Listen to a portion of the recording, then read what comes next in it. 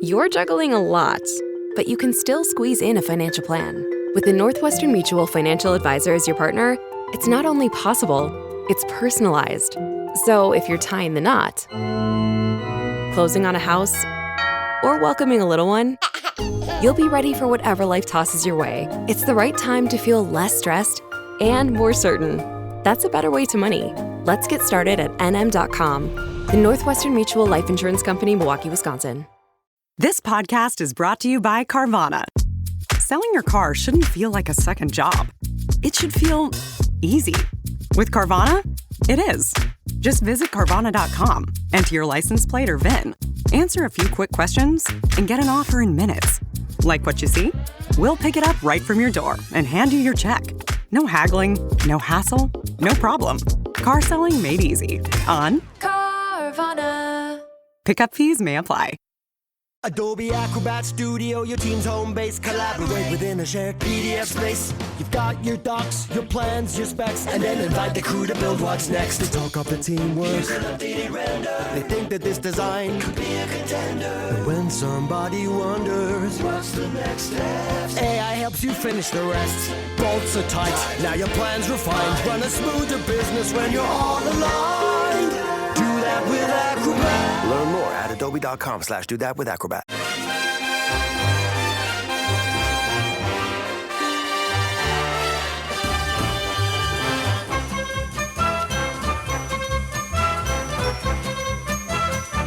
Hello everyone, I'm Chris Wynn. Welcome to How We're the Podcast. And as we all aim to put last week's Cup exploits behind us, we get back to the bread and butter of the Premier League this weekend. Brighton and Hove Albion are the visitors to the Stadium of Light as the lads hit the 40-point mark last time out at Leeds, and we sit 4 points behind 7th placed Brentford, and for the record, 3 points and 3 places above our opponents this weekend. And because it's Brighton, it gives us a perfect excuse to catch up with a good friend of the podcast. He's the leading voice in football finance, which you can hear regularly on the Price of Football podcast with Kevin Day. And just last week, he was told by Jamie Carragher that he was their most popular guest they had on the Overlap fan debate in 2025.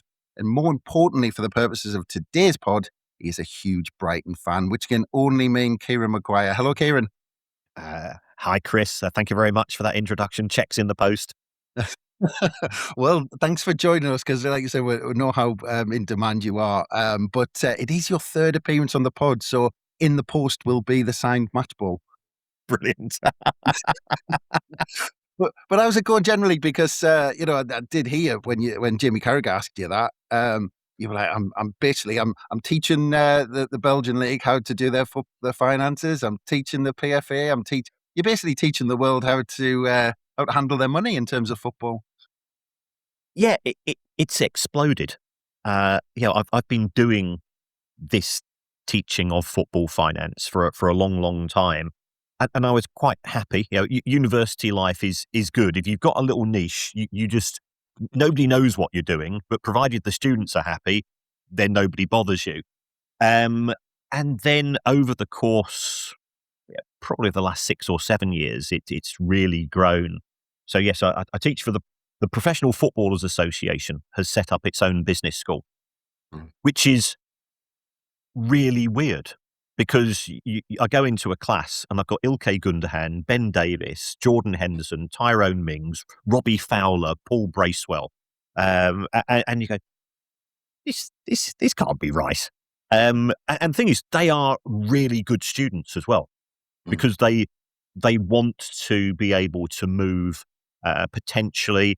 Sort of the strap line of the PFA is dressing room to classroom to boardroom, because there's not enough player representation at the higher levels of football. And these are the people who actually understand the industry. And you look at the number of clowns involved owning football clubs who they either destroy them or they just leave a mess because they don't understand what's going on. So I teach for the PFA. I teach for the League Managers Association. I teach on the FIFA Masters course, not about ticket pricing, by the way. And I teach at uni, and I'm also working with the sort of the independent football regulator. So I do a bit of teaching there as well. So yeah, it's it's fun. I mean, I'm fortunate. I love what I do. But it's a 60-hour week every week, and you take it, because it's not work, as I tell my wife. It's a hobby that I've got, which sometimes pays me, sometimes doesn't. Yeah, and then you get people like us bugging you all the time, Kieran. I do apologise. I'm a football fan. The spreadsheets, because people don't know me. I live near Brighton, but I work in Liverpool, so I've got to have something to do on the train.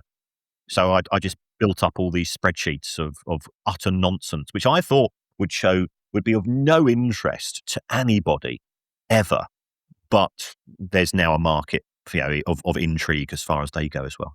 Yeah, just make sure they're backed up multiple times and in multiple locations. That's all I'll say, Kieran. But yeah, I mean, I've already given one plug for the Price of Football podcast because it is fantastic. But been listening to it over the last week and still going strong. I assume you're still enjoying it.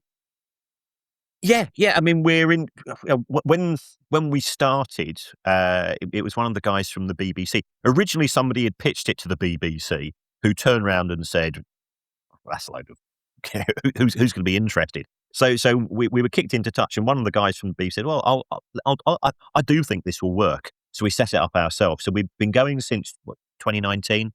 We're about 800 episodes in. I think we're almost at 20 million downloads now, in total. So for a niche show, from two blokes in their 60s rabbiting on about amortization, it shouldn't have an audience, but it does.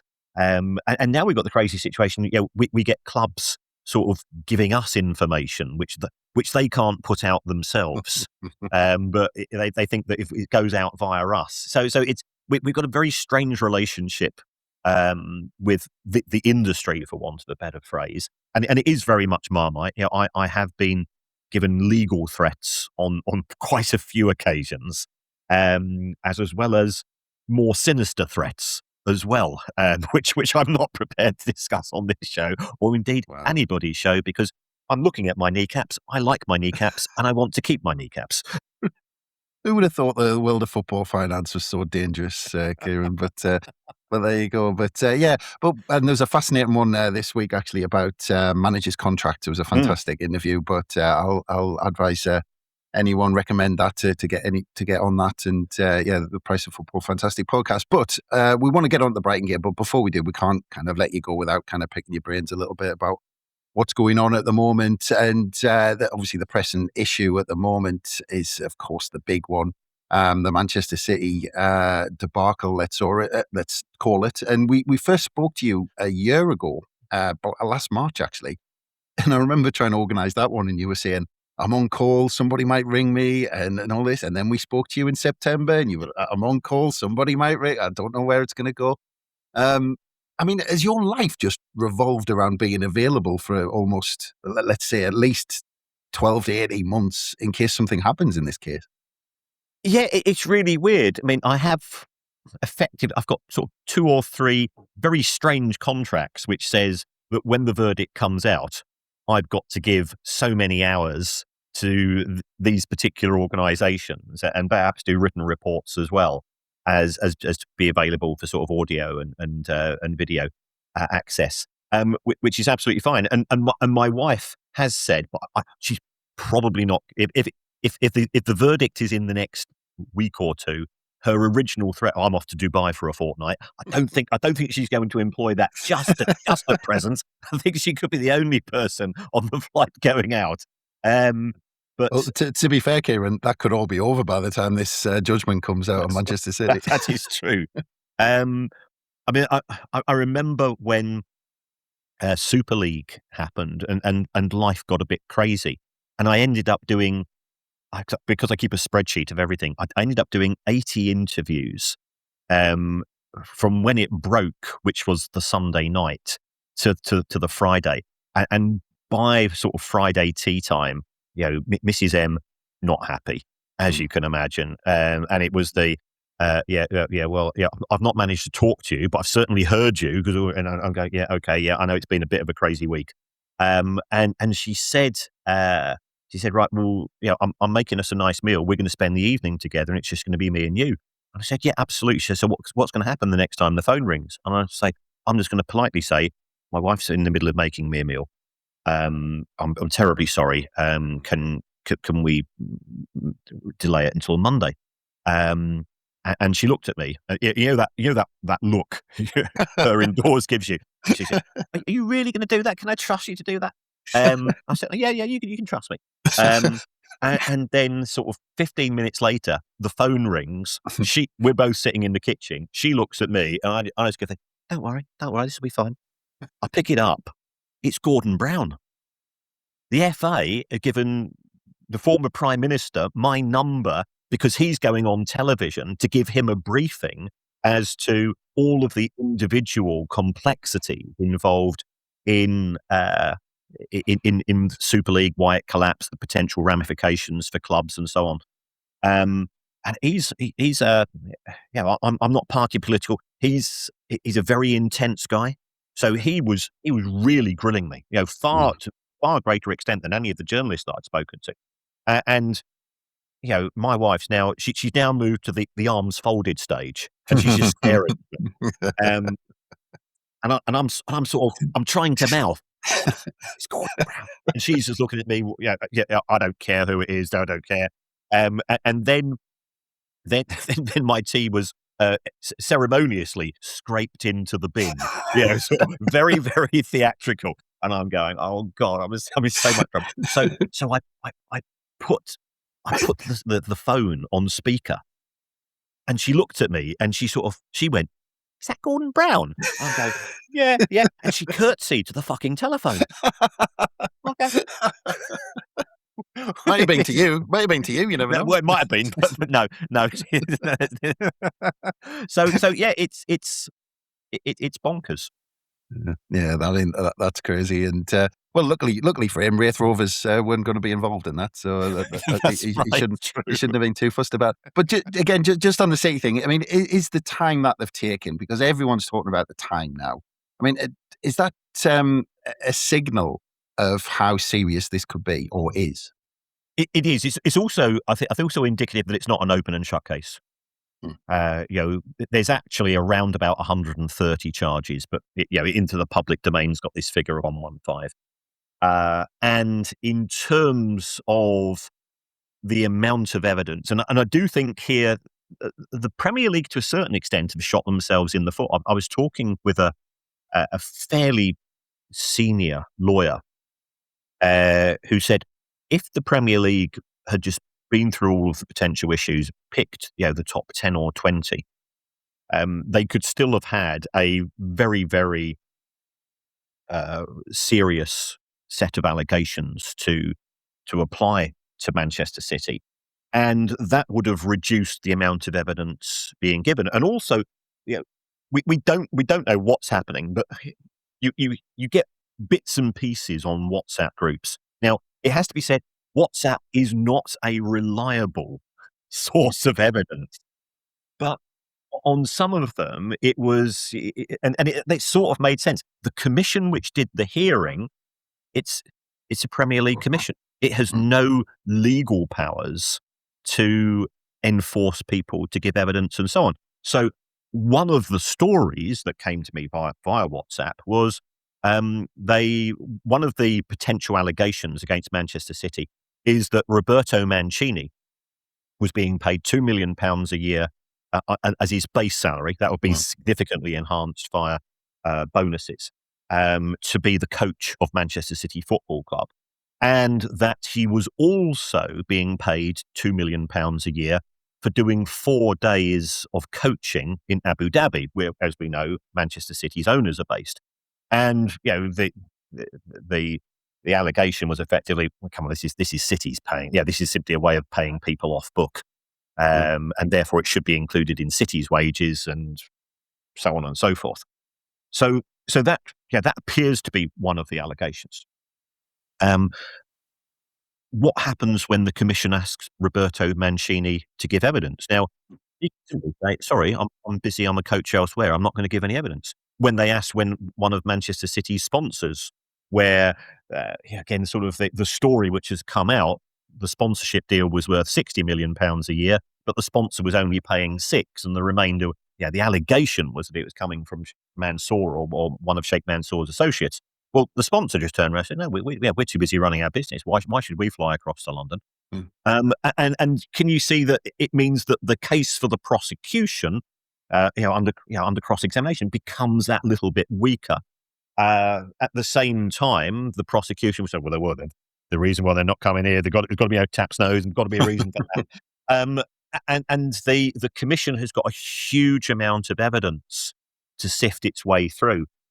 Somebody did send me, and I can't say who or where or how, but somebody did send me a PowerPoint presentation where supposedly, and again, this could be somebody making this up, but supposedly the Premier League had given a talk to chief executives and say, well, these are our overheads, and the Premier League's legal bill had gone from, I think it was £6 million in 2021, and then in 2024 it was 46 million, and in 2025 it was 44 million. And an awful lot of that is going to be with that Manchester City case. Now, we've got Everton and we've got Forest and we've got Leicester as well, but they were pretty small cases. So I think the total legal costs for both parties could easily exceed £100 million. And you might say, well, how does that affect me as a fan? Well, ultimately that gets taken out of the money which goes to the Premier League clubs. Is they've got less money coming from the Premier League itself. They're going to start to go after fans for higher shirt prices, higher pie prices, and higher ticket prices. So we are all on the receiving end of this, unless you're a sports lawyer. Yeah, well, I think you've just highlighted the real winners and the real losers out of all this, to be honest, Kieran. And all the questions, and I was obviously watching that overlap fan debate, and all the questions seem to be directed at what happens if City are found guilty. And you talked a lot about the potential point deduction, and that might be a sliding scale depending on what they're guilty of and what they're not guilty of, and et cetera, maybe over years, maybe in one lump sum, if you like. But after all this time and money, and you've maybe touched on it a little bit there, where would it leave the Premier League? Because could there be potential repercussions afterwards? Let's say City get, it's found not guilty of anything, of any offence whatsoever. Where does that leave the Premier League? I think it leaves its reputation in tatters, and I think Richard Masters has got a difficult stroke, almost impossible job, because he's trying to represent the interests, and he's trying to corral 20 different club owners. And I think we talk about clubs, but we shouldn't. We should always talk about club owners, because these are the people who are actually sort of directing traffic. You've got those who want to make money out of football. You want those who want to gain influence out of football. You want those who just happen to be successful and are just enjoying the fact that they can pump some money into their local club. So you've got all of these different people with different aims. And if the verdict goes against the Premier League, and I think the only area where I would be probable confident would be for the non-cooperation charges against Manchester City. But because Manchester City gained nothing on the pitch for not cooperating with the Premier League's investigation, I can't see how they can get a points deduction for that. But as far as the others are concerned, if the Premier League loses the majority of the financial misrepresentation charges, which is effectively fraud, then those people who were badgering Richard Masters to put this together, they will be trying to find a scapegoat. And you have to wonder whether senior positions at the Premier League itself disappear on the back of this. So will people lose their jobs? That could very much be the case. Yeah. Well, it's going to be an interesting one to watch if it goes that way. But let's move on to the new financial regulations. And I think I've got this right. It's SCR. I think I've got that right. There's only, what is it? MDF and SCS yes. and MFI to go, and they've got the full house. But I heard you mention when you were talking about it that you think it's very similar to what we have, except it maybe helps our clubs who maybe move into the Premier League from the Championship, but doesn't necessarily allow big money owners to bankroll clubs, jump in or trying to jump to join that group of elite clubs. On paper, that sounds okay, but you didn't seem to be a huge fan of the changes. Well, I'm not for or against. My first reaction was, again, I get onto a couple of groups with lawyers and accountants and financiers, and they say, we think this is going to be great for us. And when they say that, you go, yeah. I think because all sets of rules have strengths and weaknesses. So there's going to be somebody who's going to be testing the waters. There's going to be somebody that's going to come out with something which is left field.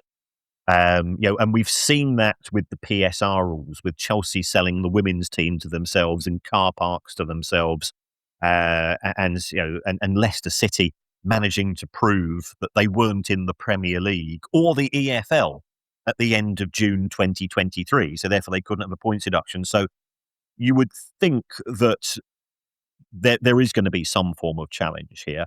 And it could be along the lines of, for people not familiar with the rules, it works as follows. You take the money generated by the football club from ticket sales, from broadcast, from commercial, and you're going to add on effectively, you add on a third of your player sale profits, or you spread your player sale profits over 3 years. So that's the start figure. And then you say you can spend 85% of that on your player costs. So you take the wage bill and you say, well, not the wage bill that you see, not all of that's players. Probably about 3/4 of it is. So you can work out that figure. You then add on what we call the amortization cost, and what's happening there is if you sign a player for 50 million on a 5-year contract, you say that's 50 divided by 5, that's 10 minutes. You do that for the whole squad, so that gets added into your player costs. Agents' fees get added on. I'm not quite sure why, because the view of agents is, I think they're sort of pantomime villains. There's some, I know some agents who are really good and really look after their clients. I know some others who are utter scumbags. It's the same as any other industry. And also you have to include player write-downs. So if you look at what happened with Chelsea when they signed Romelu Lukaku and Kepa, the goalkeeper, they paid big fees for both of those lads, and it didn't work out. And I'm not going to criticise the players. They're both professional footballers. They're both excellent players in their own right.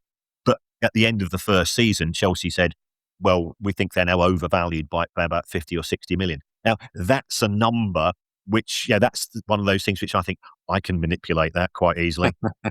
So I think there are these issues. And when you talk about you're only including player costs, well, what happens if the football club employs the player and then employs the player's wife or mother or cousin on the payroll and pays them £3 or £4 million to do some sort of back office work? And you might say, well, that's not going to happen.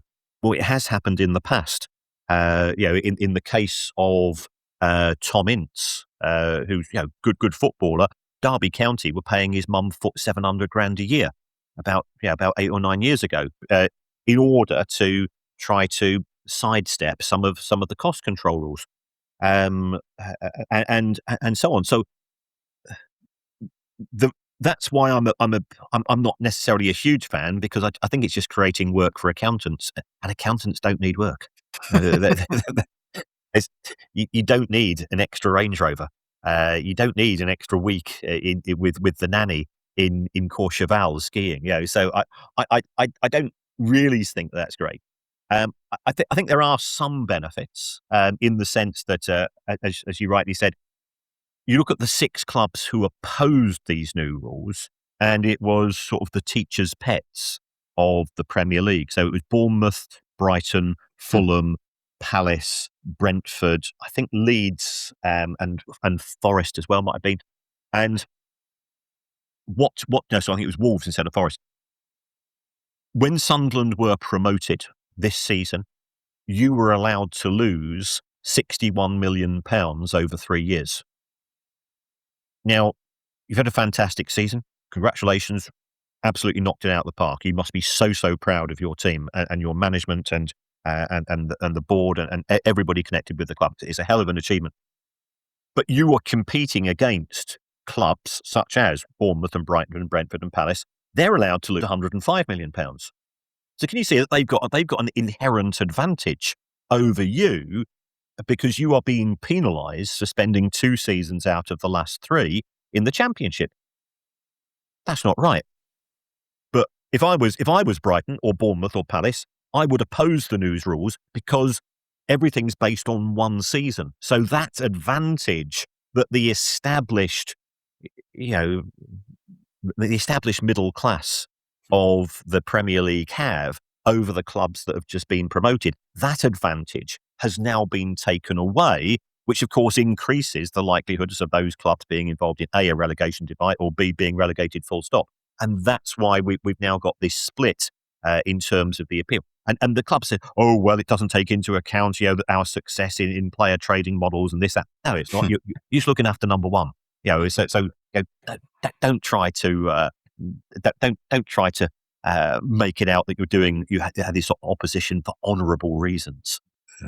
Yeah. Well, just about closing that gap, because obviously they've just changed the playoffs to the top 8 in the Championship from next season, which I'm sure Spurs fans were really celebrating. Because look, let's get on to Spurs, because I want to talk about them as a Godmas case an example. That you described them recently, I saw, as the Lehman Brothers of football. So I'm sure at some point there's going to be a big short style movie about Spurs. But what kind of trouble could there be in if they don't avoid the drop? Because I imagine, and you might tell me otherwise, being the size of the club they are and getting the league positions they've been in, Champions League football, would they have actually thought to protect themselves against a season like this?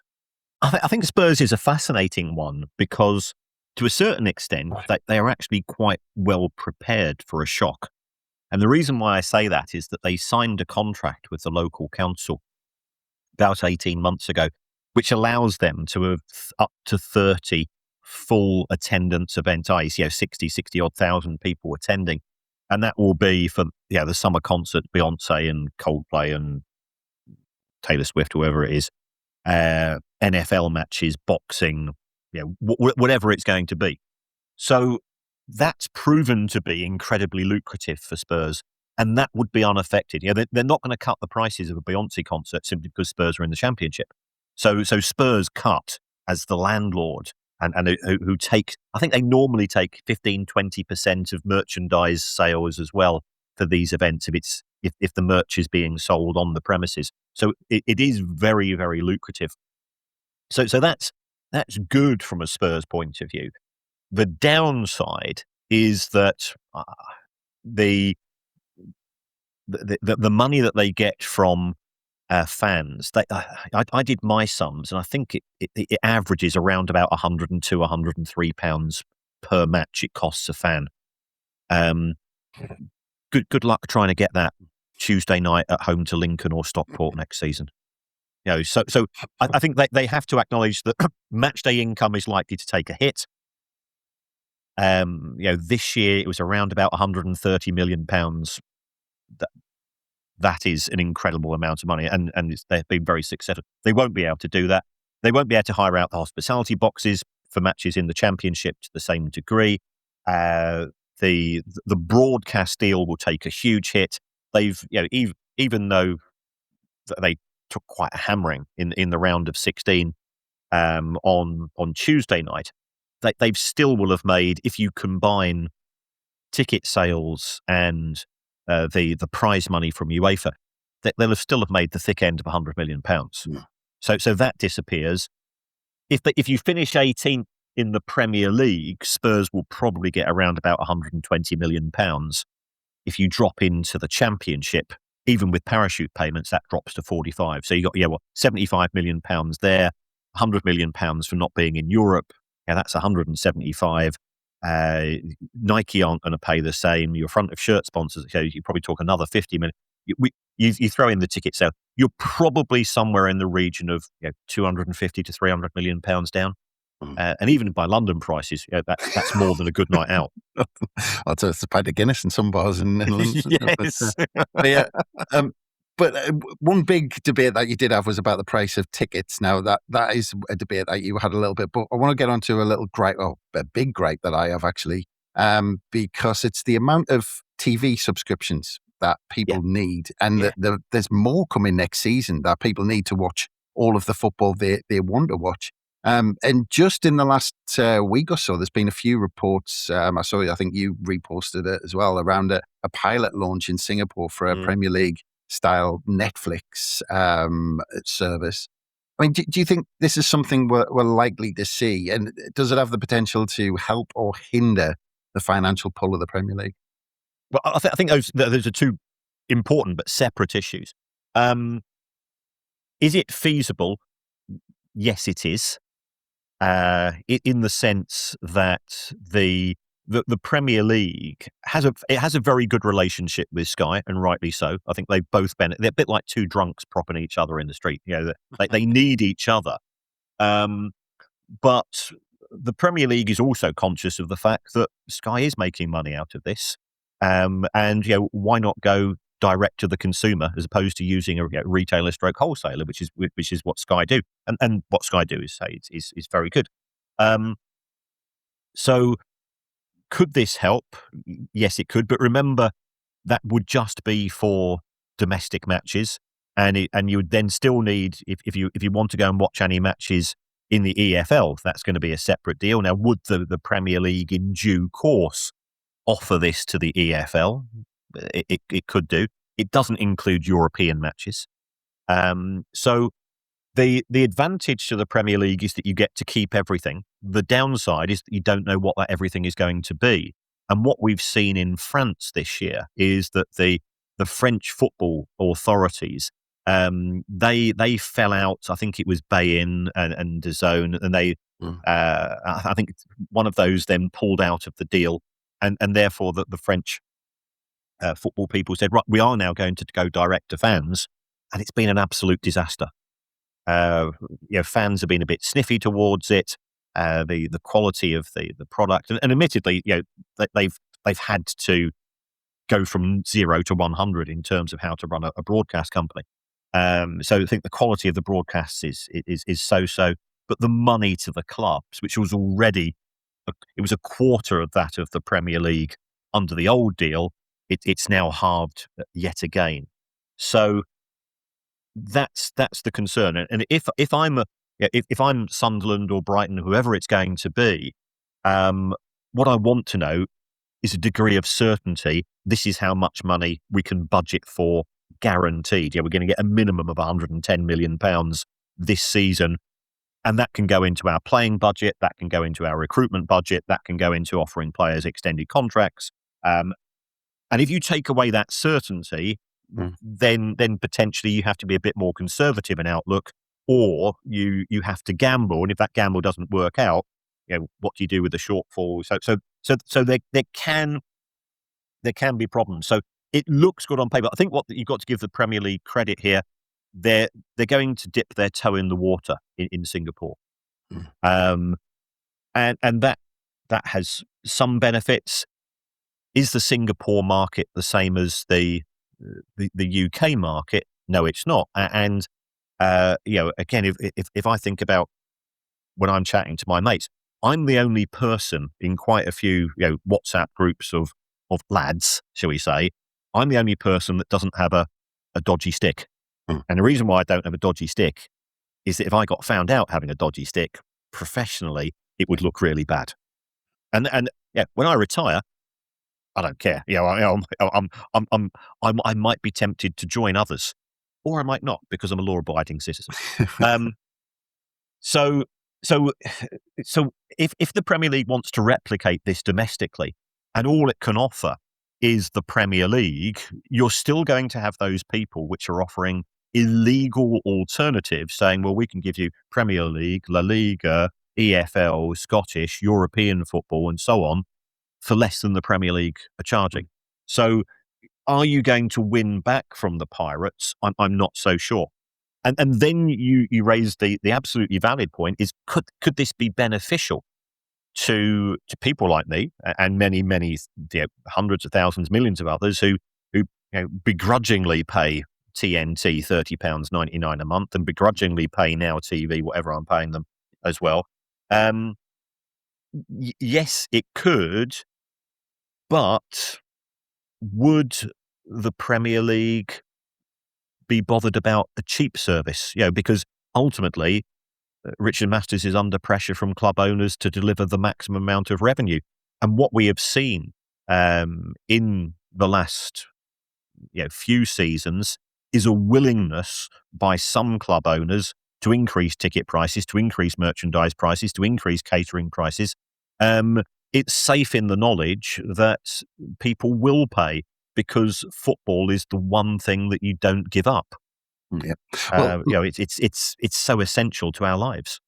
Well, that's it. But even if they charge 20 quid a month or something, which is steep, is still a fraction of what people pay for all of these subscriptions, which is ridiculous. But look, let's get on to the football. And before we do, we'll take a quick break. So we'll be back very soon.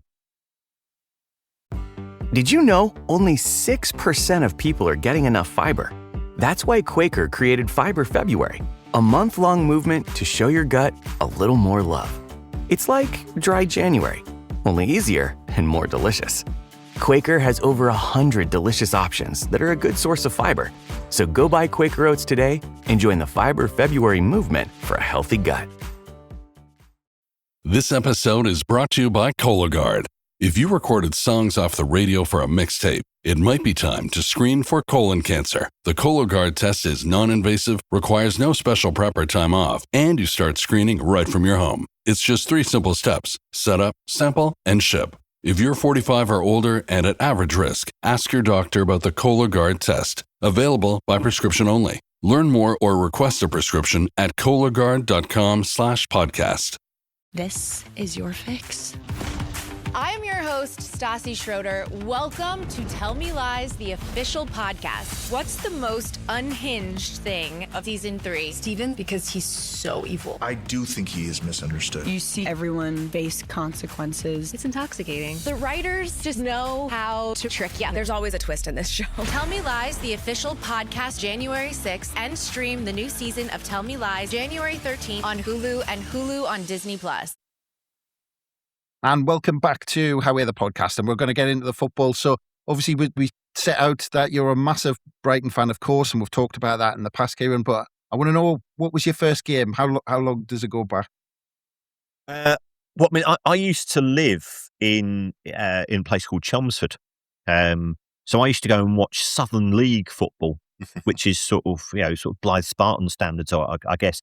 And I grew up in, I was born in the early 60s, so you wouldn't get it today. Yeah, at the weekends, my mum would give me a shilling, 5 pence or whatever it was. I'd go off on my bicycle from about the age of 7, leave my bicycle outside the ground, and go and watch a game of football at the age of 7. And that would be deemed to be completely normal behaviour. So I started off watching Chelmsford, but then my old man, he worked for Amex. And they moved to Brighton. They moved their European HQ to Brighton, which is why Brighton is now sort of, why it's got the Amex Stadium and the sponsorship deals and so on. So I think the first match I remember seeing was Brighton versus Leatherhead in the 3rd round of the FA Cup. And Leatherhead had a centre forward. I think they'd done quite well in the first couple of rounds.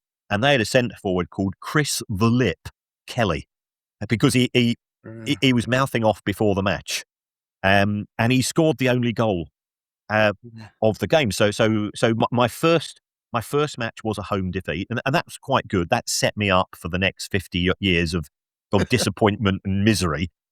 But I was just captured. It was.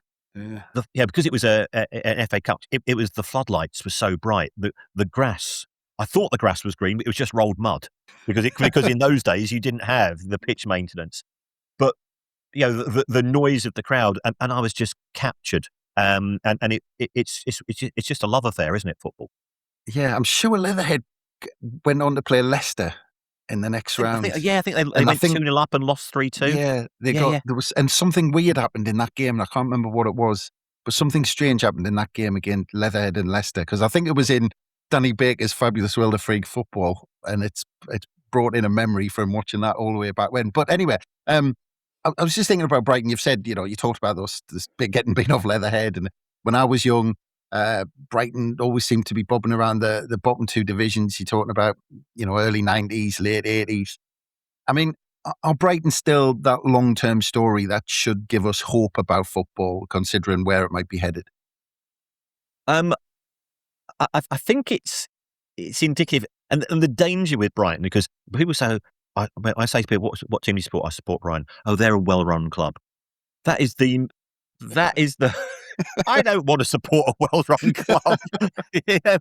That's sort of, it's a bit like if you go out for a first date with somebody and say, oh yeah, well, how did it go for you? It was okay. You've got nice hair.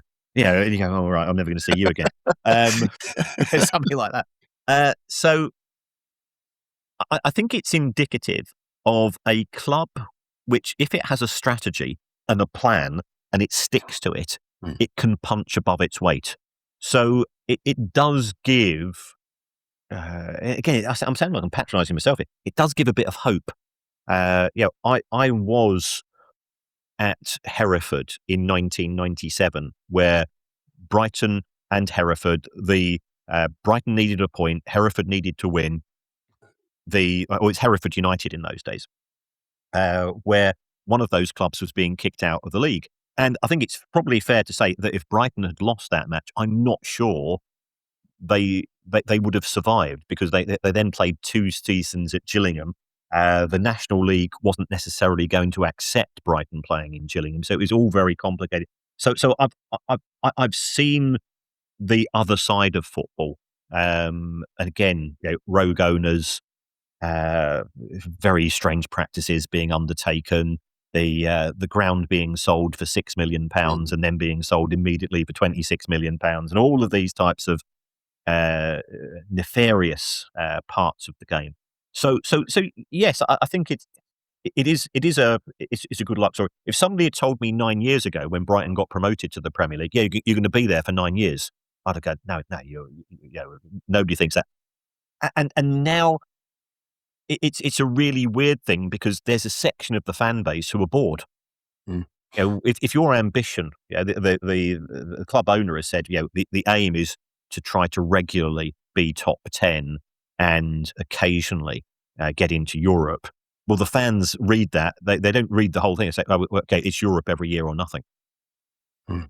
And this season, where the football's been fairly forgettable, but okay, there's been a fair amount of dissent amongst a section of the fan base. Yeah, I'm looking to get into that, but actually I was just going back to that 96, between 96 and 98, Brighton finished 23rd in Division 3 twice in a row. But yeah, actually just on that point, because we started talking about it before we started recording, and 9th consecutive season in the Premier League, lowest league placing in the last 4 seasons has been 11th. You can throw in an FA Cup semi-final appearance in that time just to spice things up. But we were talking about this and saying that Sunderland are aspiring to be that team that consolidates itself year on year in the Premier League. But we're already looking ahead, because there's some people looking at the Port Vale game in the Cup and thinking, well, expectations might have been we had a really good Cup run. How do you manage that year on year to say, actually, we're not likely to achieve anything this year? I think this is a real challenge, because if you talk to fans of Stoke or Charlton, and again, I'm old enough to remember when those clubs, Stoke always used to finish 8th in the Premier League, and Charlton had a few good seasons as well. And then fans are going, we've done it before, and we want to move to the next level, which means that they want somebody else to spend an awful lot of money to increase the chances of success of the club. So I think people do become complacent. I go onto the Brighton forums and say, look, Brighton has still got the 14th biggest budget in the Premier League. So anything over 14th is an achievement. Like, oh, well, yeah, but the owner says we can get into Europe. Yeah, so he says, you've not read the small print. I think the big challenge for a board of directors and a club owner is the ability to ignore the noise. So when the fans were screaming for the manager to be sacked because Brighton went, one win in 12. The easy thing to do is say, yeah, I've listened to you. And it takes the heat off the board of directors when you sack a manager, because all of the focus is, you've listened to the fans. So there are complications. I think as fans, we are aspirational, and that's right and proper. You always want the club to proceed. But in the Premier League, money talks. If you're playing against Manchester City or Liverpool, whose players are on an average wage of 170,000, 180,000 pounds a week, and your players are being paid 50 grand a week, there's a reason why those players you're up against are on that higher money, because they've got that edge. And what you find is that you have to spend an extra 10% on wages to get a 1% better player. But if you've got a squad of 1% better players, then ultimately they will get the rub of the green in terms of they make fewer mistakes, they see better opportunities, they are 1% faster, and 1% faster over a 20 yards means that you get ahead of that defender and you stick it in the back of the net. So I think it is really difficult for any football club to establish itself in the Premier League and accept where it is. And I understand. I understand. We want to be dating a supermodel. But I go home and I love my wife. My wife's very tolerant. So sometimes you've got to accept where you are. There's the headline there. Kieran Maguire says, "Know your place." But yeah, just on Brighton's season this year, of course, we'll get onto that, because look, it started slowly with just one win in the first 5, which was against Man City. But and there was a run of 1 defeat in 9 after that. That saw Brighton move up to 5th after 13 games. Since then, which was the beginning of December, Brighton have won just 3 games in 16 Premier League fixtures. Which were actually, they were at home to strugglers Burnley and Forest and away to Brentford. I mean, what happened? Did the performance level drop, or was it just a loss of momentum? Can you put your finger on it? I think we're just a streaky team. It was exactly the same in 24-25 under Hertzler. That I remember we lost 7-0 at Forest. That was on the back of a 1-0 home defeat to Everton, and the fans are up, and then they lost twice for the rest of the season, and they end up finishing 8th, which is the second highest finish in the club's history. So it is a strange one. They're not being when they're losing matches by 1 goal, and when they're winning matches by 1 goal, and there's an awful lot of draws in between as well. I think we've got one of the highest number of draws in the Premier League. So it's weird. And when it comes to assessing the coach, and I think this is where the owner, Tony Bloom, his experience and his, the guy is a maverick genius. I've met him twice, and I'm not blowing smoke up his backside. He is the cleverest person I've met ever, because he thinks at a different level. And Matthew Benham at Brentford is very, very similar. They're playing 4-dimensional chess whilst I'm playing tiddlywinks. That what they will have done is that they will have looked at that poor run, and they would have said, well, the stats suggest that we had a few bad decisions. We made a few bad decisions on the pitch as well. And the stats say that we probably should have got 17 points from those 13 games, and we've only got 12. But we think on a longer term basis that actually we are where we should be. And I remember being in a meeting with somebody from one of these aspirational clubs, and he says, our secret is that we ignore the table. Yeah, remember, as fans, we always say, "Oh, the table doesn't lie." Yes, it does. And I was out with a club, and we were talking about Forest last season. Forest got into Europe. It was absolutely fantastic. Chris Wood was on fire, and so on. And I remember them saying to me, take a look at Forest next season, because our data suggests that Forest should have finished 14th or 15th, and they overperformed in terms of sort of their overall up. And sometimes that is the case. You must have come away from matches thinking, how did we get a point, or how did we get 3 points there? Equally, sometimes you go, how did we lose that one? And I think the ability of the sort of the data-driven clubs to take a much broader view. If you look at Brentford, when they appointed Keith Andrew, who was their set piece coach, at the start of the season, people going, let's look, let's go into odds checker. What are the odds on Brentford going down? Visa's gone. They lost Tony last. Mbueno's gone. Norgard's gone. I'm going to put them down. And what Brentford are really good at doing is that they have this much broader strategy as to how they're going to progress as a club, and they deliver on that. So I think Brighton are quite similar to that. Having said that, 2 weeks' time, Brighton lose 2 matches and they sack Hertzler. I'm not saying that won't happen, but the ability to ignore the noise, I think, is part of the strength of the club. Yeah, well, what you've just said might be bad news for Sunderland, because we keep getting reminded that the underlying stat says we're higher than we should be this season. But anyway, onto the game at the weekend. Looking at the away record, actually, Brighton, only Newcastle, Leeds, Burnley and Wolves have got worse away records than Brighton this season. But last time out, they did beat Brentford on the road in their last game away from home. But so I assume, based on that, just that win against Brighton, and I think they've won 2 out of the last 3, that Brighton fans are making the journey up with a bit of confidence that they can actually get a result. I don't think if a result is a 0-0 draw, which is my prediction, then like the other game, yes, then perhaps that could be the case.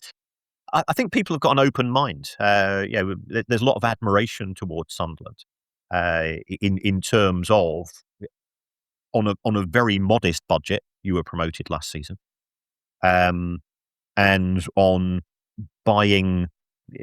I think Xhaka is the Premier League signing of the season. In terms of bringing maturity and experience and knowledge and game management to the squad. So I think it will be it won't be a game which is going to be first on match of the day. I'm pretty confident of that. Well, I mean, you say that, and you've said 0-0. I mean, is that an indictment on how Brighton are playing at the minute? So Sunderland fans going to the game, should we expect Brighton to just dig in the trenches on the edge of the box and just, we're going to play sideways and there's not going to be real chances and it's going to end up goalless? There'll be an awful lot of pressing from Brighton. So, I don't know whether you'll be playing, passing out from the back, or if so, then Brighton players will be swarming over. Then they're not particularly good at finishing. The loss of João Pedro to Chelsea, he's really shown just how good a striker he is this season. He didn't really get the credit he deserves at Brighton, in my view. He was a bit of a nutter as well. If I was going to pick a fight with somebody, picking a fight with a 6'4" Dutch centre half would probably not be one. But he did that with one of his in training with Van Hecker, and that was part of the reason why he left, because he'd fallen out at the club, and that was on the back of a 3-match ban for unnecessarily elbowing somebody. Not that there's never necessarily elbowing somebody in the head when we played at Brentford. So the football is functional. If I look at, and I've been to the vast majority of Brighton games this season, I think with perhaps the exception of Arsenal away, I've never come away from a match saying, wow, that side plays really good football. Equally, I've never come away from a match saying that I think Brighton have played really good football that match. They're normally good for 45 minutes. The other 45 minutes is quite forgettable. And I think there's a broader issue in football this season, is that because long throws, set pieces have become so important in terms of scoring goals, the football in the main has been spectacularly dull. I look at those matches in the Champions League over the course of the last two nights, and there's been some brilliant football played. And I can't recall seeing anything like that in the Premier League itself. So I think it will be a match where if Sunderland win, you'll remember the 3 points, but not 89 minutes of the match. You remember the goal, and that's about as far as it goes. And if Brighton win, I suspect it'll be the other way around. Yeah, you're really selling it, Kieran, for people who are going. I assume you're not making the journey, no? I'm not. I would normally be there, but I work in Liverpool Monday to Friday. I go home on a Friday night, and my wife has already said that you're not going to Sunderland on Saturday, are you? Well, I'm not. Could get a ticket if you want me. Do you want me out of the house? No. So yeah, I've been red carded. Which, yeah, and to be fair, yeah, my wife is very tough. I'm more interested in music than football, so she's got me going to gigs left, right, and centre, disappearing. And I think there are. It's one of those weekends that there are more important things than football, and I do have family responsibilities. Yeah, the trip to Sunderland is a full weekend, to be fair, round trip. So, but look, let's just hope it's a better game than the one in December, the reverse fixture. But look, today we're fought Guildford winds, power cuts, and somebody building outside your window, Kieran. So that's a great place to finish off. It's been an absolute pleasure, and I just want to say thank you very much for fighting through all the challenges we've had today, let's say. Well, thanks for the invite, Chris, and keep up the great work. You're doing a brilliant job, mate. Yeah, and likewise, please keep doing what you're doing, Kieran. I think everybody needs that in football at the minute. So brilliant. Thanks again. And thanks again, everyone, for listening. We've got loads more build-up on the Ruck Report website, and we'll have our usual match day preview before the game. And Gav will probably be recording the reaction pod in the pub after the final whistle. So keep an eye out for all of that. But from us, it's bye for now.